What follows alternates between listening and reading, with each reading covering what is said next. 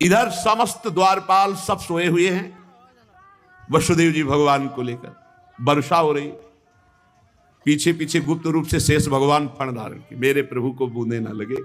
जब वो लीला कर रहे, वसुदेव जी को पता नहीं कि पीछे शेष भगवान फण धारण किए, वो तो बस चिंतन में चले जा रहे हैं, कैसे वहां जाएंगे, कोई जान ना जाए कोई। और वहां पहले ही योग माया ने पूरी व्यवस्था करी, पूरा का पूरा परिकर सब बेहोश है, नींद में, किसी को सुध नहीं है। केवल यशोदा मैया को प्रारंभ में इतना था, कुछ हुआ और बेहोश हो गए। क्या हुआ ये निर्णय नहीं हुआ। पूर्ववासियों की समस्त इंद्रिय वृत्तियों की चेतना हर ली, सब अचेत हो गए। इतनी मोटी जंजीरें लगी हुई थी, ताले लगे हुए थे, जेल के साथ टूट गए। भगवान श्री कृष्ण को गोद में लिए हुए जैसे जैसे आगे बढ़ते, सब दरवाजे अपने आप खुलते चले थे और पहरेदार सब सो रहे। बादल नजदीक आकर मानो बरस रहे हो, ऐसे लटक लटक के बादल।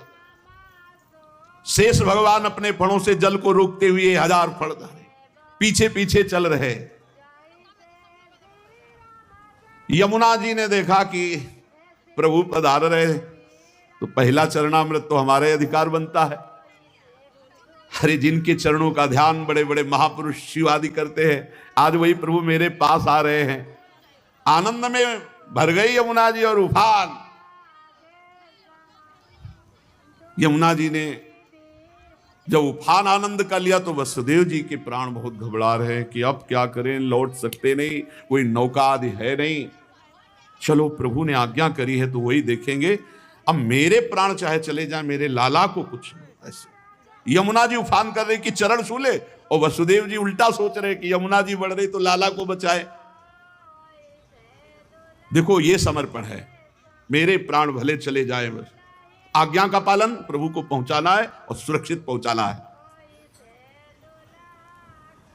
यमुना जी ऐसे थपेड़ जोर जोर से बढ़ रही। भगवान ने कहा बाबा तो और ऊपर उठाते चले जा रहे, तो यमुना जी और बढ़ती चली जाएंगी।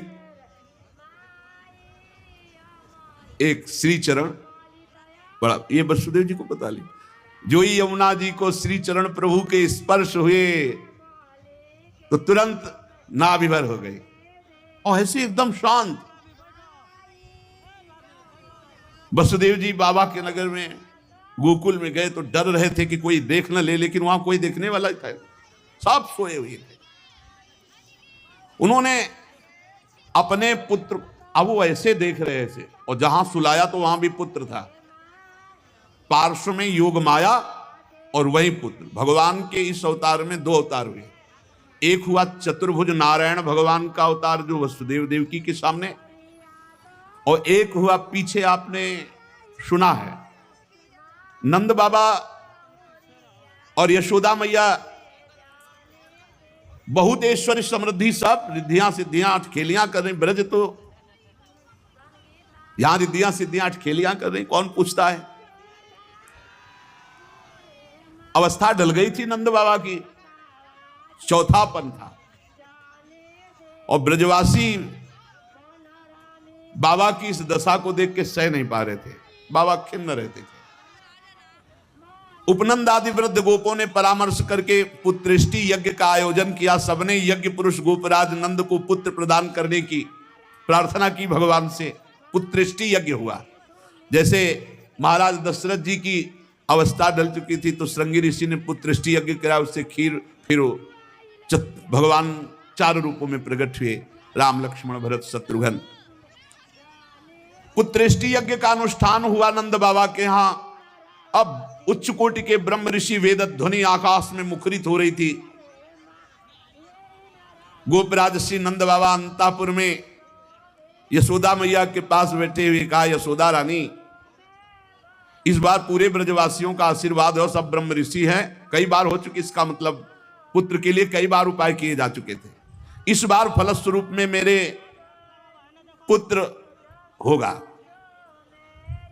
मन में बड़ी कामना है, मेरा विश्वास है ये जो यज्ञ हो रही, चूंकि ब्रजवासियों का आशीर्वाद है और ब्रह्म ऋषि जन बड़े महिमाशाली हैं, पर मेरे मन में एक उदासी छा जाती कि कर्म से ऐसा पुत्र नहीं होगा जैसा मैंने एक स्वप्न देखा है, ये कर्म जनित तो नहीं हो सकता। यज्ञादि कर्मों के सभी फल चंचल हैं और मैंने जो पुत्र देखा है वो अचल है, अविनाशी है। बड़ी आशा, पर लगता है मेरी दुराशा है क्या? वो कर्म फल से तो नहीं प्राप्त हो सकता जैसे मैंने देखा है। मैंने एक स्वप्न देखा जो आज तक तुमसे नहीं बताया, यशोदा रानी जी का।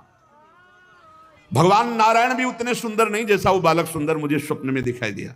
मुझे ऐसा लगता है कि त्रिभुवन में कोई है नहीं सुंदर। एक बार जिसके हृदय में वो प्रकट हुआ उसको कोई आकर्षित कर सके ऐसा त्रिभुवन में नहीं।